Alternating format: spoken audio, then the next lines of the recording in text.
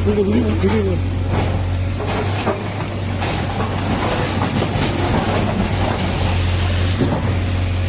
চোখে দেখে এসছি পরশুদিন, কারো কথা না শুনে, ওটাকে একটু শিফট করে একটু দূরে সরিয়ে নেওয়া যায় ভালোভাবে করে। আমি তো কারো চাকরি খাচ্ছি না, কিন্তু আমাকেও দেখতে হবে ওখানে প্রচুর মানুষ আসে, কালো কালো তিপ্পল দিয়ে ঘেরা, একটু দূরে গিয়ে খাবে, খাবার ফুড জোন করে দিক একটা আলাদা। আমি তো করতে বারণ করিনি, যা ইচ্ছা তাই হবে, এটা আমি কিছুতেই সহ্য করব না। আজকে আমার বলার দিন, আপনাদের বলার দিন নয়, আপনাদের শোনার দিন। Best and worst performing municipalities. Drinking water best performing municipalities Uluberia, Halisahar, Kolkata MC, Baidyabati এবং Bankura. Worst performing municipalities Alipurduar, Bally, Baranagar, Siliguri, Shantipur.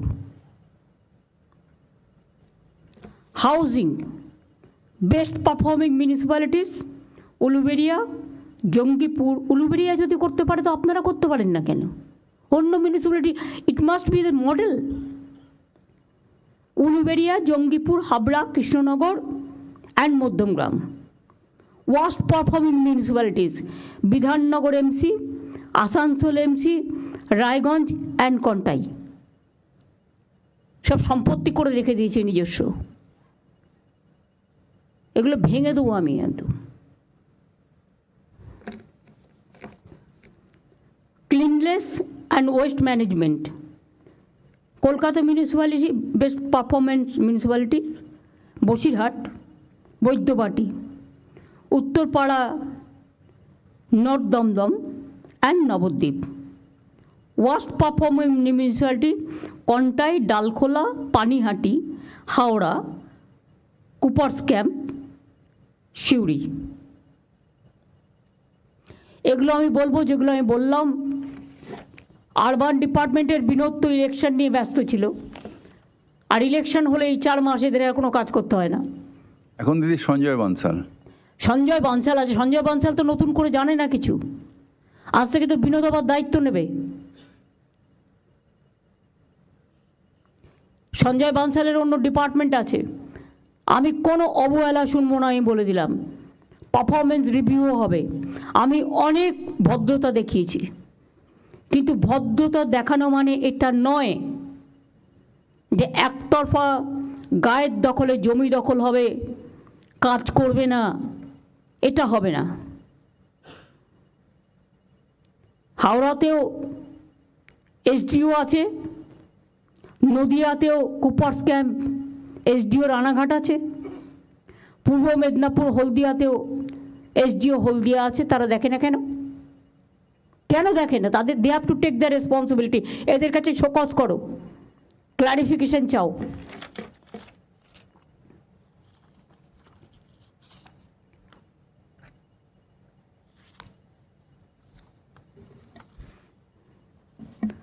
দু 2011 সাল থেকে 51,500 কোটি টাকা আরবান ডিপার্টমেন্টকে আমরা দিয়েছি।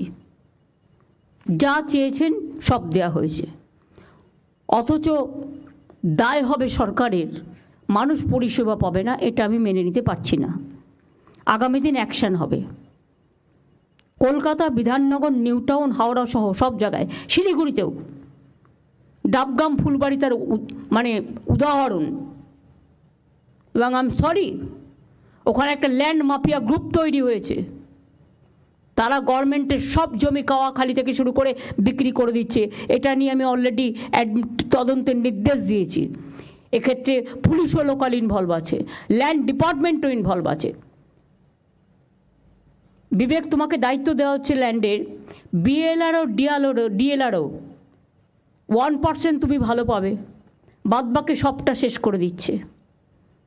Land bank, land use policy, land map সব ডিপার্টমেন্ট থেকে এবং স্টেটের চেয়ে নাও, এবং দরকার হলে রিসাপেল করো। একটা ক্যাডার, যেহেতু ওই ক্যাডারের লোক ছাড়া অন্য ক্যাডারে দেওয়া হয় না, কেন দেওয়া হবে না? অন্যদের নতুন লোক নাও নিয়ে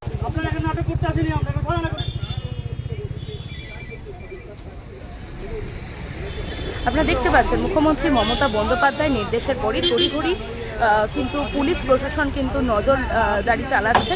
এটা শুধু সল্টলেকের চেহারা নয়, আজকে বিভিন্ন জায়গায় শিয়ালদা, গড়িয়াহাট বিভিন্ন জায়গায় আজকে এরকম স্পেশাল ড্রাইভে বেরোবেন পুলিশ আধিকারিকরা। এই মুহূর্তে বিধাননগর পুলিশ কমিশনারেটের পক্ষ থেকে ইলেকট্রনিক্স কমপ্লেক্স থানার যারা পুলিশ আধিকারিকরা রয়েছেন তারা এই মুহূর্তে বিভিন্ন জায়গা পরিদর্শন করে দেখছেন মুখ্যমন্ত্রী মমতা বন্দ্যোপাধ্যায়ের নির্দেশের পর। এই মুহূর্তে আমরা যেখানে রয়েছি কলেজ মোড় সংলগ্ন এলাকা, এবং মুখ্যমন্ত্রী যা বলেছিলেন যে বিধাননগরের কাছে বা সল্টলেকের কাছে তার লজ্জা এইভাবে ফুটপাত জবরদখল করে রাখা, বা বিধাননগরের কাউন্সিলরদের তিনি হুঁশিয়ারি দিয়েছিলেন। তারপরে আমরা কথা বলে নেওয়ার চেষ্টা করব। এই তো দোকান পাশা যেগুলো বসে আছে বেনিয়ম হয়ে বসে ওদেরকে সচেতন করা হচ্ছে, রাস্তা যেন দোকান পাশা না করে। ভাই এগুলো সরাতে হবে, কিন্তু এই সমস্ত রাখা যাবে না।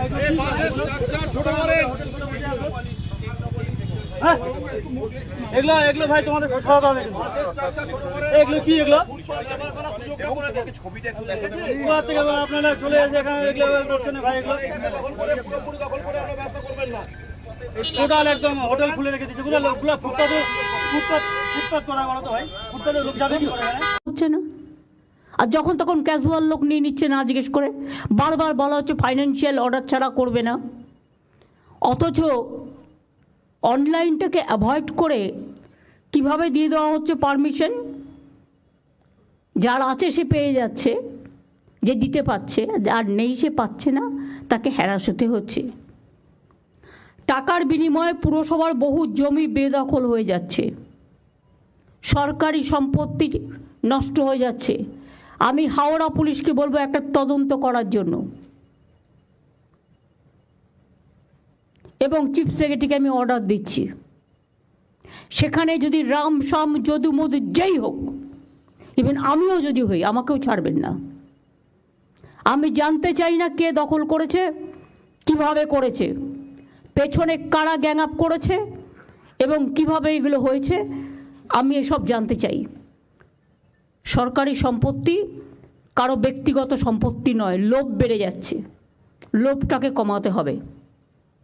বাইরের লোকেরা এসে এখানে সব জমি জায়গা দখল করে নিচ্ছে, কারণ টাকার বিনিময়। বড় বড় মাল্টি স্টোর কমপ্লেক্স হয়ে যাচ্ছে সরকারি জমি দখল করে। সরকার থেকে পারমিশন নেওয়ার প্রয়োজন মনে করছে না। আর তাতে কেন আমরা ট্রান্সপারেন্সি মেনটেন করবো না? অনলাইনে করে দেওয়া সত্ত্বেও হচ্ছে না। রাজ্য সরকার বহু নতুন রাস্তা করেছে, কিন্তু কোনো সংরক্ষণ হয় না। আমি তো বলেই দিয়েছিলাম, যে রাস্তা করবে যে কোম্পানি, তাকে 5 বছরের গ্যারেন্টি নিতে হবে। করছে না। সলিড ম্যানেজমেন্টে অ্যাডভান্স দিয়ে দিচ্ছেন আপনারা, টাকাটা নিয়ে পালিয়ে যাচ্ছে সোলার পাওয়ারের, এবং টাকাটা নিয়ে পালিয়ে যাচ্ছে, অথচ অ্যাডভান্সটাও নিয়ে পালিয়ে যাচ্ছে। কেন দিচ্ছেন? কে পাওয়ার দিয়েছে? এই পাওয়ার লোকালি আর হবে না। ল্যান্ড ডেভেলপমেন্ট, সোলার পাওয়ার, এগুলো স্টেট এবং রিসাইক্লিং অফ দ্য জঞ্জাল যেগুলো, এগুলো থেকে তো আমাদের ইনকাম হতে পারে। কেন করছি না? এটা সেন্ট্রালি করতে হবে। এসডিওকে দিলেও যা, ডিএমকে দিলেও তাই, নমিনেটেড মেম্বারকে দিলেও তাই, ইলেক্টেড বডিও তাই। তো কাকে দিয়ে করবো এগুলো? তো মহা মুশকিল হয়ে গেছে। এইগুলো দেখবার জন্য দরকার হলে আমাকে যারা এই কাজগুলো জানে, কর্পোরেশন এই দায়িত্ব পালন করছেন না, শুধু কর্পোরেশন বললে হবে না, মিউনিসিপ্যালিটিগুলো দায়িত্ব পালন করছেন না, ট্যাক্স বাড়ানো ছাড়া, আর বিল্ডিং তৈরি করা ছাড়া, আর লোক বসানো ছাড়া। আমি তো বলেছি, যে হকাররা আছে তারা আমাদের ভাই বোন, এর থেকে বেশি যেন আর না বাড়ে। হাতিবাগানটা কখনো তাকিয়ে দেখেছেন কী অবস্থা? গড়িয়াহাটে আপনারা স্টল দিয়েছেন, ভালো কথা, কিন্তু স্টলের পেছনটা আবার কিন্তু তিপ্পল লাগিয়েছে কালো লাল। সেই জন্য এমন কিছু সিস্টেম করতে হবে যাতে ওটা দেখতে ভালো লাগে। আমি পরশুদিন আসছিলাম ওয়েবেলের কাজ দিয়ে, দেখলাম কত দোকান বসে গেছে, সব আউটসাইডার। কিনে খাচ্ছে, বাড়ির সামনে পাচ্ছে, এটা ভালো, কিন্তু দেখতে কি ভালো লাগছে? ডার্টি করে রেখে দিয়েছে জায়গাটা। কেন একটা খাওয়ার জন্য একটা নতুন জোন করছেন না আপনারা?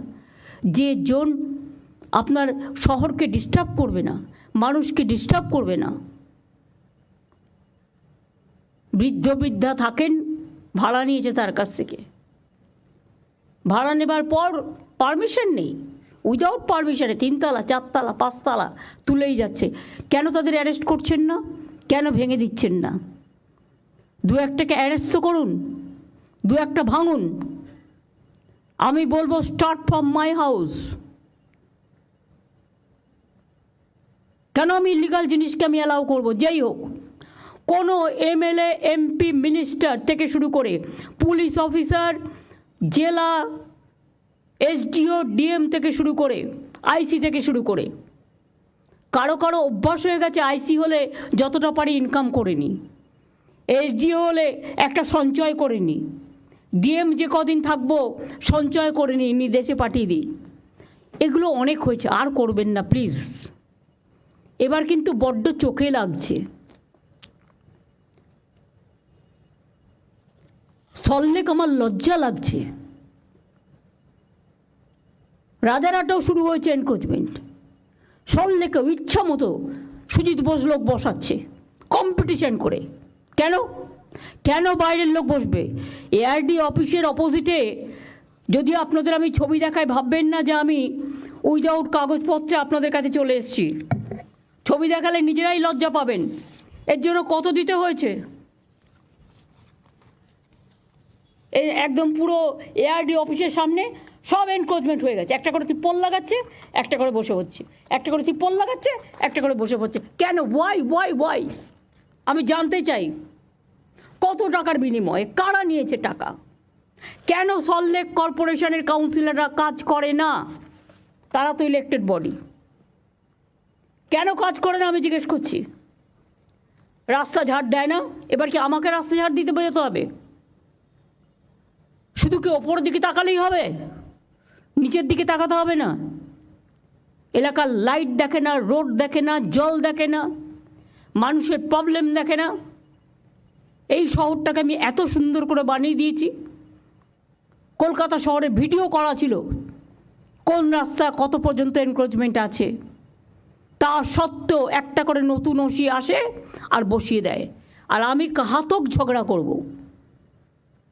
আমি রাস্তায় গেলেই দেখতে পাই পুলিশের চোখে পড়ে না, সব চোখে ঠুলি দিয়ে বসে আছে, আর ভাবে এগুলো কারো নজরে আসবে না। হাওড়ায় কোনো মিউনিসিপ্যালিটি নেই, এসডিওর আন্ডারে আছে।